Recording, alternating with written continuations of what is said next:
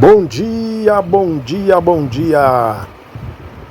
Sejam bem-vindos a mais um vídeo do canal Vento nos Peitos. Sejam bem-vindos a bordo da minha XRE300. Não estou mais na CG99, pois é. Mas estou na XRE300, estamos aqui na cidade de Arthur Nogueira e viemos aqui dar um passeio, agora estamos retornando para a nossa casa. E neste retorno aí nós vamos batendo um papo aí, como sempre, aí, tratando de um assunto bastante relevante para nós que servimos a Deus. A propósito, a CG99 ela foi vendida, né? O meu filho mais velho ficou com ela, está indo junto comigo aqui, né? Está indo do meu lado aqui. E é isso aí, então nós vamos batendo um papo aí, né? Neste retorno para casa. Hoje é um domingo, estamos aqui na cidade de Arthur Nogueira, viemos dar um passeio e já estamos retornando. Pois é, quem ainda não ouviu ou não leu ainda a seguinte frase na Bíblia, que diz o seguinte: ó, quão bom e quão suave é que os irmãos vivam em união. Pois é, esta passagem está escrita ali no livro de Salmos 133. Essa passagem é um dos cânticos de romagem, que é os salmos ali do 122 ao 134, salvo engano. Esses salmos, eles eram entoados pelos israelitas enquanto eles subiam a Jerusalém para as festas anuais ordenadas por Deus. E qual é o contexto histórico e espiritual dessa passagem? Davi, ele é tradicionalmente apontado como o autor do Salmo 133. Está dando um trava-língua aqui, tá bom, gente? Então, como eu disse, Davi, ele é tradicionalmente apontado como o autor deste Salmo 133. O contexto mais provável envolve o seguinte: primeiro, a unificação das tribos de Israel. Por quê? Porque durante muitos anos Israel viveu conflitos internos, especialmente entre a casa de Saul e a casa de Davi. Depois de um período de divisão e guerra civil, todas as tribos finalmente se uniram sob o reinado de Davi. Podemos ler isso aí ali no 2 Samuel, no capítulo 5. Salvo engano, é isso aí. A união, ela não era apenas política, era espiritual também. O povo passou a ter um só rei, um só centro de adoração, que era Jerusalém, e um só propósito diante de Deus. Nesse cenário, a declaração faz ainda mais sentido. Depois de anos de rivalidade, experimentar a união era algo realmente bom e suave. Vamos lá ao ambiente das peregrinações. 3 vezes por ano, os homens de Israel subiam a Jerusalém para as grandes festas, que eram as 3 principais: Páscoa, Pentecostes e a festa dos tabernáculos. Imagine pessoas de todas as tribos, regiões e realidades caminhando juntas para adorar. Ali, eu estou meio atento aqui no retrovisor, acabei me perdendo um pouquinho aqui, mas vamos lá. Então eles subiam, né, para as 3 principais festas, para juntos ali, todo aquele povo de diferentes realidades, adorar a Deus. Ali não havia distinção de território, classe ou posição. Todos eram irmãos diante do Senhor. Isso me deixa claro que Deus, ele não tem uma igreja de nome A, B ou C, e sim um povo escolhido. Por isso, em uma passagem que está ali no livro de João, no capítulo 10, no versículo 16, Jesus falou o seguinte: ainda tenho outras ovelhas que não são deste aprisco. Também me convém agregar estas, e elas ouvirão a minha voz, e haverá um rebanho e um pastor. Então, gente, eu vejo da forma seguinte: não importa a placa da denominação onde você serve a Deus. Se você o serve em espírito e em verdade, no fim ele mesmo, o Senhor Jesus, ele juntará todos os que o servem em um só rebanho. Se eu for pensar que somente os que servem a Deus na denominação onde eu sirvo a Deus, se eu for pensar que somente nós iremos para o céu, fica difícil, porque lá tem pessoas que procuram ser santas de Deus, porém tem outros que vivem a vida apenas se escondendo dentro da igreja. Essa é uma realidade.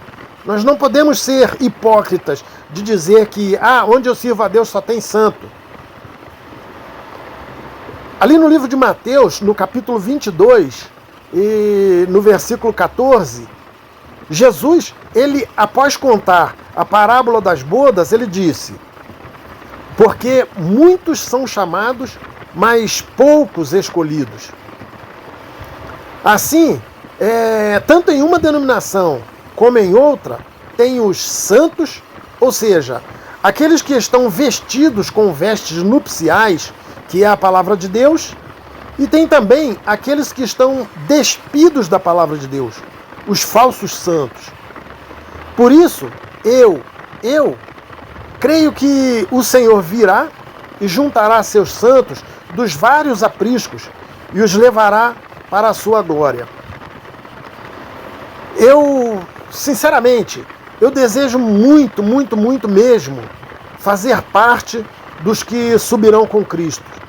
Eu me esforço para isso, sou fraquinho, na verdade, sou errante, sou um dos piores, mas o meu desejo é também fazer parte daqueles que serão escolhidos por Cristo. Pois é, então, como eu estava falando no assunto do vídeo, o Salmo 133, ele celebra exatamente esse espírito que nós temos que ter em nós.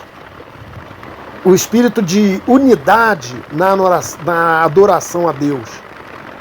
A mesma adoração, o mesmo desejo de servir a Deus que tem que estar em mim, é o mesmo que tem que estar no irmão da denominação A, B ou C.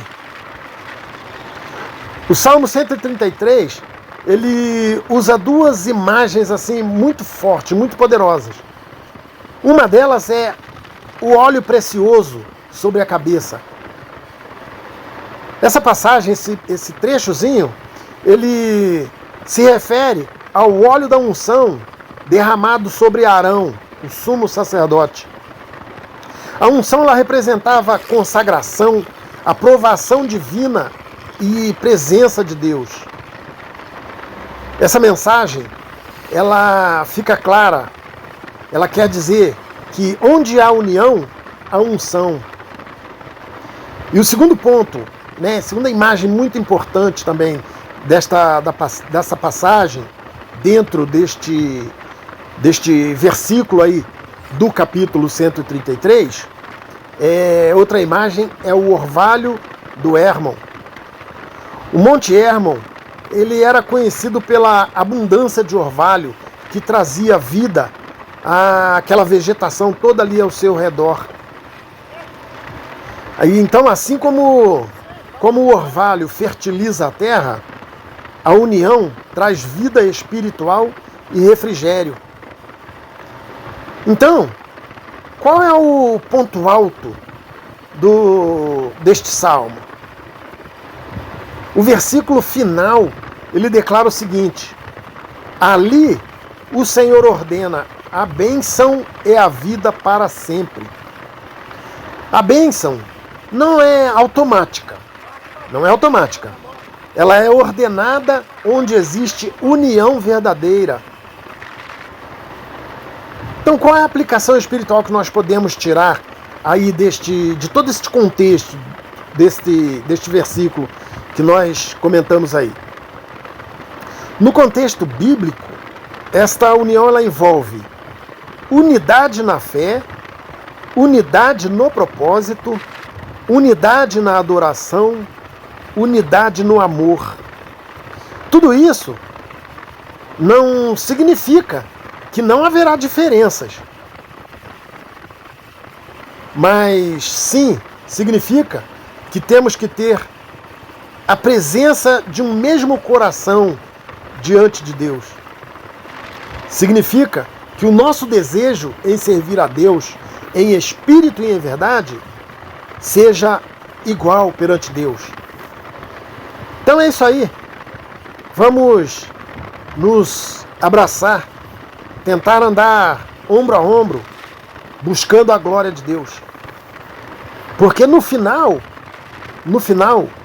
o próprio Cristo, Jesus Cristo, o nosso Senhor, será aprazível a Ele agregar em um só rebanho todas aquelas ovelhas, aqueles que o servem em espírito e em verdade, né?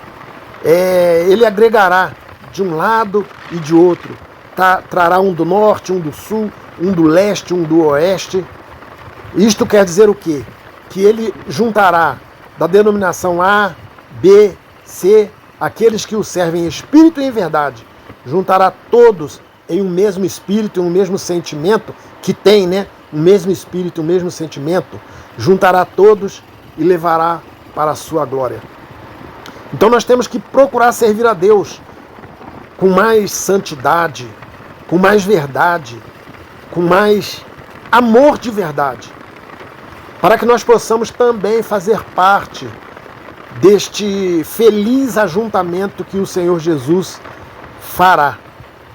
E nós já estamos vendo aí nesses últimos tempos a CG99 aí, ó. Essa daí aqui era minha. E nós estamos vendo nestes últimos tempos que verdadeiramente ele já está separando aqueles que o servem em espírito e verdade. Porque nós vemos dentro das várias denominações, né? Mas eu vou falar especificamente da minha. Eu aqui, como cito sempre nos vídeos, eu não cito o nome de denominação, inclusive na qual eu sirvo a Deus. Mas eu tenho visto muitos se apostatarem da fé. Se apostatarem da fé, ir para outros lados, ir para o mundão, né? Deixar as coisas de Deus para trás. Assim como creio eu que tem acontecido também em muitas outras denominações. Então, isto aí é o Senhor separando. É o Senhor separando aquele que o serve em espírito e em verdade. Aquele que está ali dentro, sem as vestes espirituais, vão por conta própria indo embora. Por quê? Porque a palavra, a doutrina, começa a comichar no ouvido, começa a doer, sabe? Começa a incomodar. Aí já não querem mais fazer parte e começam a espirrar para fora. Então é assim que tem acontecido. Eu tenho observado isso. E não é só o irmãozinho, vamos dizer assim, pequenininho, que não tem ministério, que não tem cargo na obra, não. São irmãos que têm ministério, são irmãos que têm cargo, são irmãos que não têm também.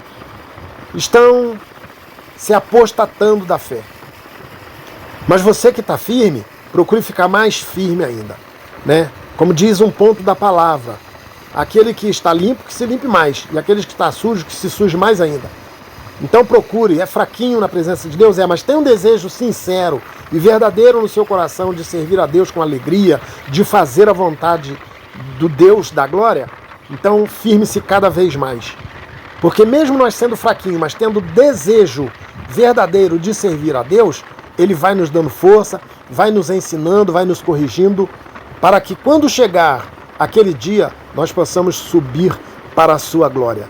Não só eu e aqueles que estão na denominação onde eu sirvo a Deus, mas todo aquele que estiver servindo a Deus com alegria e desejo de salvação em outras denominações também. Grande abraço para você que ficou no vídeo até agora. Estou chegando aqui, passando, né? pela cidade de Olambra. Saí da cidade de Arthur Nogueira, já estou aqui, me aproximando aqui da entrada para a cidade da Olambra. Olha, um visual bastante bonito. Mas é isso aí, pessoal. Se você ficou no vídeo até agora e gostou do vídeo, deixa aí o seu like, se inscreva no canal, acione o sininho de notificações para receber novos vídeos, compartilhe o vídeo aí para que mais pessoas possam também estar aí participando aí deste assunto, tá bom? Grande abraço, fiquem com Deus, Deus te abençoe, valeu, falou, fui! Fique com Deus, grande abraço. Vamos deixando aí a CG99 para trás. Grande abraço, que Deus te abençoe.